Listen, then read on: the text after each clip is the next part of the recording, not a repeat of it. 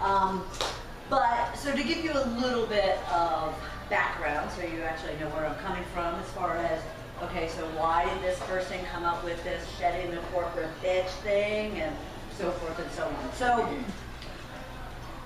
what we're going to talk about today comes from what I learned not only in the 25 years in corporate as a corporate executive. I was a chief knowledge officer for a Fortune 500 company until I was fired in 2008, not knowing why or understanding why or actually believing why.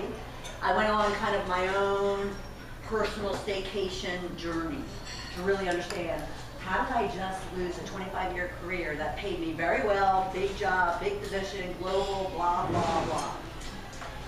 And I found myself on the ground of my dog park, having runs with Charlie. At the time he was about 4. And I found myself bawling my eyes out because it all of a sudden came to me that for so many years, I was that ultimate corporate tyrant. I was that person who loved to kind of whip, you know, be a bully and kind of demand respect as opposed to command it. So all of a sudden I realized, and I have to use the word, so I apologize, but I all of a sudden realized of what a bitch I was. But why? I come from a family of 14. At 12 brothers or 11 brothers and sisters. Non-dysfunctional family out of Philadelphia, Philly. And I had to kind of say, what in the world led me down this path? What I discovered was this, and I've been teaching and coaching and speaking about it for the last 8 years, since 2008. And that is this.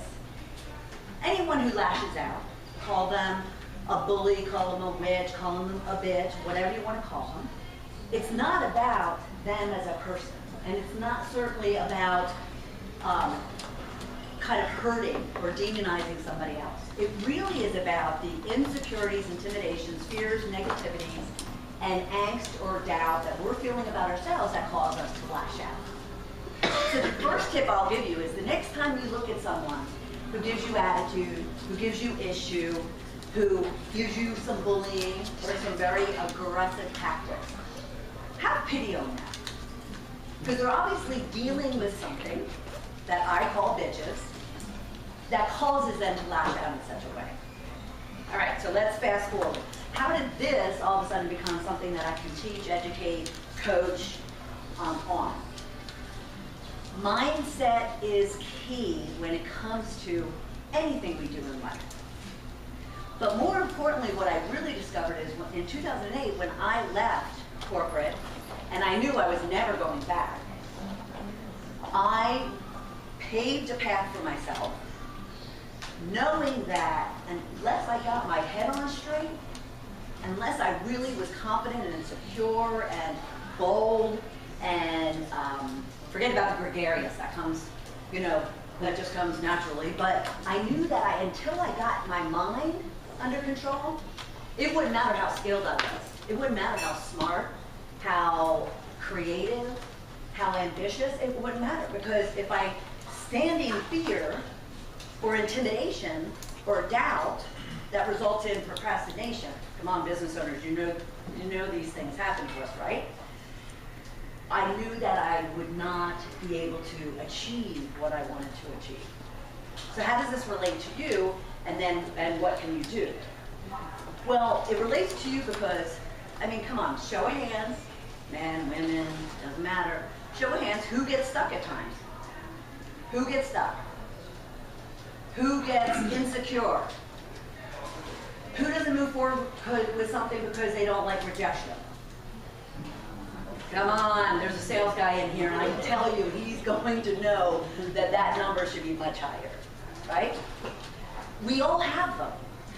And I don't care if you're 20 or 70, if you are male or female, if you've been in corporate or been on your own, it really doesn't matter. We all at some point, some of us short period of times, others for like 25 years, don't ever really address them. Now, it's not to say that once you address what I call those bitches, fears, insecurities, doubts, negativities, angst, whatever you want to want to call them, it doesn't mean that they go away. What it means is that you gain confidence, you gain certainty, you gain focus, you gain clarity. Who wants all that? Who wants all that? You gain such certainty about what it is that you're doing that I'm here to tell you that 7 years ago, standing up here, as much of a show-off and gregarious as I am, I was scared to death. Because I cared about what everyone of you thought about me. Today, quite honestly, I don't. I want you to think of me as educated. I want you to think that I'm sharing and I'm able to educate and inspire and motivate you, but I can't control that. You can't control what your buyers, what your prospective clients, what your friends, your family think about you. The only thing you can do is be the best you, and then just live your life as you, right? Who agrees with that? Who gets that? Male, female, I don't care. Come on, guys, It's funny because most of my speaking engagements are men. They're positioned to women, but a lot of them, men come. We all have the times where we just need to kind of dig deep. I call it excavation. So I realized for myself that I needed to kind of go on this journey and figure out, how do I get through this? Because again, one day I'm over here, for instance, writing my screenplay. I'm over here, I'm feeling great, I'm getting all this woohoo from people, and then the next day I'm like, oh God, I don't want to, my coach is like, it's been 3 months, why aren't you sending it out? Oh, well, I still have editing to do. She's like, no, you don't. I don't want rejection. So now I have to deal with that, right? So it's not that it goes away, it's just that you learn how to address it and push through it and then move on from it. Make sense? So how can you do that? Because again, we have the bitches, we all know what those are now. But the riches, think about it. The riches is not only that confidence we talked about, the confidence, the energy, the focus, the determination, the persistence, the results. We all want results, right? We're in business, we need results. If you aren't getting the results, you need to think about why that is. And it's not because somebody else. It's not because the customer. You all have fabulous businesses, and I made note of every single one of them. But if you're not getting the results from them that you want, then you need to see the gentleman back there that helps you from a selling perspective. And trust me, I even have those challenges in positioning myself to where I know that people are going to just open up their wallet. But that's where you want to get to. But it's not because you don't have a good product. Every one of you have a good product. So if you're not getting the results, it could be the fact that something's holding you back. Some limiting belief is holding you back. I happen to call them bitches. Make sense? So the other riches are whatever you determine and set the goals are. Financial, personal, spiritual, relationship-wise, health and fitness. Oh, that's my biggest challenge right now. I so want to get fit. And yet I have a block going on that I just don't want to get into the gym and spend time in the gym. So I'm working on that. But yet if you ask me and talk to me about all my business activity right now, oh, it is gangbusters. But at the same time, it's not always that way. So if you want the riches, not only the emotional stuff, the confidence, blah, blah, but the results that come with it, then I discovered in my journey that I actually went through a process very much like if you went through phases of divorce or a death. And I call it my shift to riches formula. And it wasn't something actually that I kind of made up because it was good marketing. It was something because I actually started working from day one in 2010 when I decided to write this book. I wrote the book as an apology, taking responsibility and accountability for the person that I was for 25 years. My intention was to write the book, self-publish it, send it out to 100 people and be done. And yet the next thing I know, I'm being asked to speak to them about, well, what about, I deal with this type of issue when it comes to dealing with cancers. We talked about that earlier. Dealing with cancer, dealing with divorce, dealing with a breakup, dealing with coming out of the closet, dealing with being overweight, being too skinny. Whatever your And I realized I had to do something about it. So I took the book and I started delving into the Shift to Riches formula, which really is this. Self-awareness is key when it comes to your mindset. If you want to shift successes in your life, you have to get your head on straight.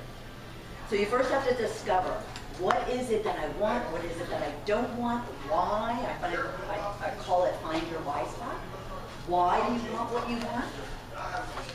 What should you be doing? What shouldn't you be doing? What do you want to be doing? What do you don't want to be doing? There's a whole series of self-discovery questions you could be asking. You ask them of yourselves? I'm getting some nods.